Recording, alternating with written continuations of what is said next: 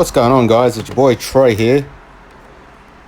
In this video, I'm going to be going through my Nintendo GameCube collection. Obviously, this is the Nintendo GameCube. So I'll also show you the different controller I have, as well as the games I've started collecting. Basically, this will be just the initial look at the games I've got. So here is WrestleMania 18. The first WWE game for Nintendo GameCube. NFL Madden 2003 with Marshall Faulk on the cover. Most of these items I've bought from Super Retro, which is a video game store that mostly specializes in retro games. They're on the Gold Coast. Day of Reckoning. One of the best wrestling games around, probably in my top 5 of all time.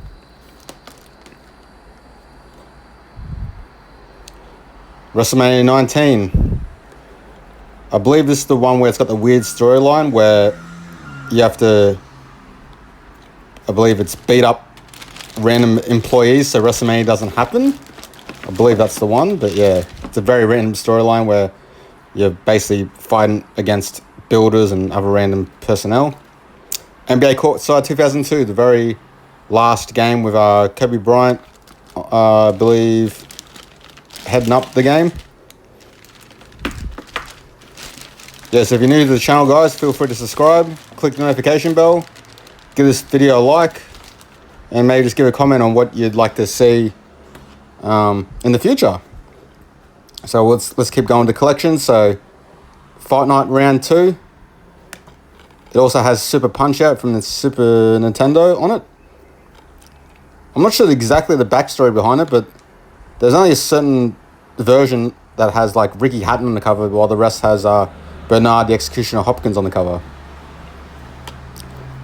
So Madden 2004 right there, Michael Vick. Pretty much unbeatable in that game.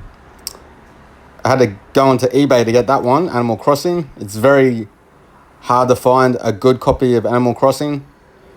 This is what started it all, basically, for people that are fascinated with the concept of Animal Crossing. Day of Reckoning 2. Definitely definitely the best wrestling game for the GameCube. I like it just ahead of Day of Reckoning, the first one. So yeah. Madden 2006 with Donovan McNabb on the cover. Also the introduction of Superstar Mode, where you can create your own player and take him through his whole career.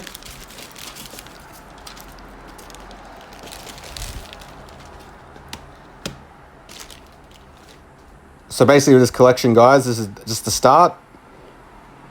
Alright, so we've got Time Splitters 2. Bit of a, I think it's a first, I've played it briefly. It's a first-person shooter where you travel in different time periods to battle, who knows, really. Alright, so Resident Evil 0. I feel like this game's a bit more rare than the original Resident Evil for the GameCube. But yeah, I've played it for a little bit. It's pretty dark, some of the scenery, so you gotta get the brightness up on it. Alright, 007 Agent Under Fire. I've only played this game for a short period of time as well, and I don't mind it. It's no GoldenEye, but it's alright. Alright, Legends of Wrestling. Basically, the main concept is basically just the wrestlers' legends. There's not a huge array of wrestlers in there that are legendary, I guess you could say. Like even in this second one right here, you got Hogan, you got Andre the Giant, you got like Bret Hart, Big Papa Pump, Scott Steiner, and the sort of rest are very mid-cardish sort of talent. Of course, the OG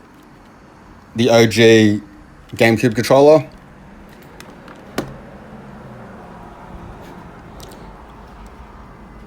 Now, correct me if I'm wrong, but I believe the Wavebird controller for the GameCube, it was the very first wireless controller for the consoles. Like PlayStation, this came out in the generation where PlayStation 2 and the Xbox came out, and neither of them had a wireless controller, but the GameCube was able to do it with some sort of, I believe it's some sort of radio receiver. So you basically select a channel on that.